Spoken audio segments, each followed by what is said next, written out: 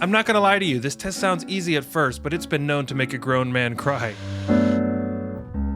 My Autumn Leaves Torture test put a spotlight on all of your jazz foundational weaknesses, and it's not gonna let go until you pass the test. Just this week, as I was putting myself through its paces, I had this horrible realization. I realized that I had been playing my E-flat half diminished chord all wrong for all these years. Don't get me wrong, I know how to spell an E-flat half diminished chord, but in my practice, somehow I had inadvertently learned the wrong hand shape, and now for years I've been doing it on autopilot. And that's why I call this the torture test.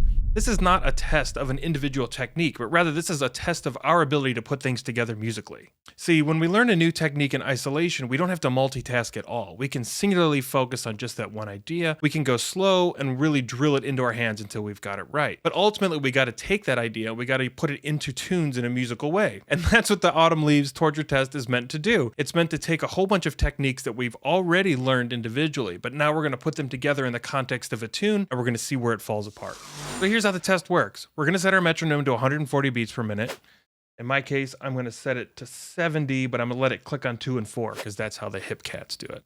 The goal is to comp our way through the A section of Autumn Leaves, and we have to do so with the right notes, with solid rhythm, and here's the kicker, we got to do it in all 12 keys. You could do this with any jazz standard if you wanted to. I just like to do Autumn Leaves because it has a great sampling of the types of chords we play all the time. It's got a major 2-5-1, so it's got a minor 7, a dominant 7, and a major 7. And it's also got a minor 2-5-1, so it's got that half diminished 7, the dominant 7 with the flat 9, and then the minor 6 chord. If you really want to do this right, if you really want to learn from this, it's super important that you do this without music. That means no lead sheets, no chicken scratch notes, nothing. Now you might be tempted to ignore me on this, but I would be really disappointed. See, this is where the torture comes from. See, what I see happen with my students is that your brain starts to focus on transposing the song, right? You've got the changes in your head and you got to figure out the changes in the current key. And when you do that, your hands just stop working. If you put the music in front of you, this all gets easier because you don't have to do any of the hard thinking to figure out what chords you need to play. You can then focus on your hands and play something nice. But that's the classical way of thinking. See, what we actually want is the opposite. We want to be able to think about a set of changes in our head, and our hands kind of just know what to do. Our hands are the things that are automated on autopilot.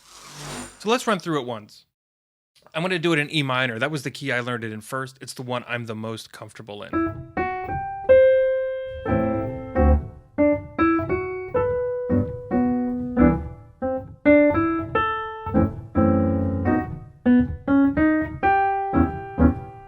You don't have to play this the way that I played it. You get to set your own difficulty level and set it based on your own experience. If you're more of a beginner, maybe you just want to do this using shell voicings. That's totally fine. If you're more advanced, maybe you want to do rootless voicings, maybe you want to practice walking a bass line, maybe even soloing over top of it. Set your own difficulty level based on what your own level of experience is. So when we think about the chord changes, we actually need to think about them in terms of numbers, because if we learn the numbers, we can then translate those numbers into any key that we want. And Autumn Leaves is kind of funny because it starts out in kind of a major tonality and then ends in minor. I think the overall song is technically in a minor key, but I actually think about us kind of modulating from the relative major into the relative minor. So let's take a look at it in E minor. And if we're in E minor, the relative major would be G major. So thinking about this from the perspective of G major, the first thing we do is a 2-5-1. And then we follow that with a 4 chord. And it's at this moment that I kind of think about us modulating into the minor key. Because now I'm going to switch our numbers to be based on the minor resolution chord. So I'm going to think about this as a minor 2-5 to E minor, which is our new 1. So now that we've figured out the number formula for the song, what we can do, we can now recreate this in any key that we want. So let's go do it in that G minor key.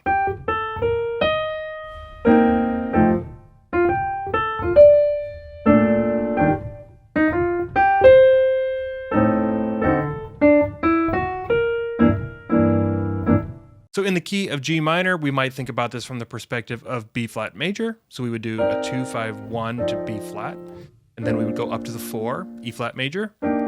This is the point where we switch our thinking from the relative major and back to the minor. So we're just going to end on a minor 2-5-1. That's an A half diminished to a D7, D7 flat 9 to a G minor 6. All right, are you ready for the test?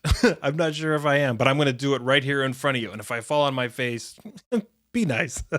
We're going to start the metronome clicking, and every time we notice that we hesitate or we play a wrong note or we stumble in some way, we're going to take a note and we're going to make this a checklist of things that we need to work on practicing.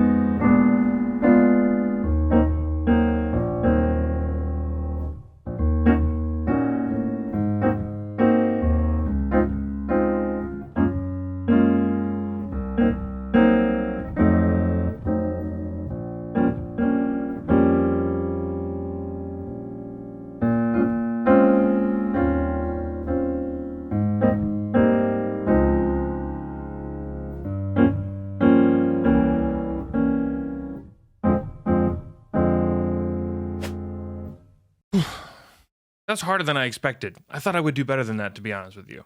There are a couple common themes to why I fumbled. I think I got the voicings okay. I also find myself struggling mentally to figure out which half diminished chord I'm supposed to play. There's something about the metronome clicking that is stressing me out, and that stress is causing me to kind of momentarily panic and think about the wrong half diminished chord. I think I need to spend time with tunes that use minor 2-5-1s. See, I've drilled the minor 2-5-1s into my hands so much as its own exercise, but I kind of struggled to navigate them in the context of the tune. So I've made a list of all the places where I struggled, and I'm going to go work on those issues one-on-one, and then come back and see if I can play through the whole thing without any mistakes.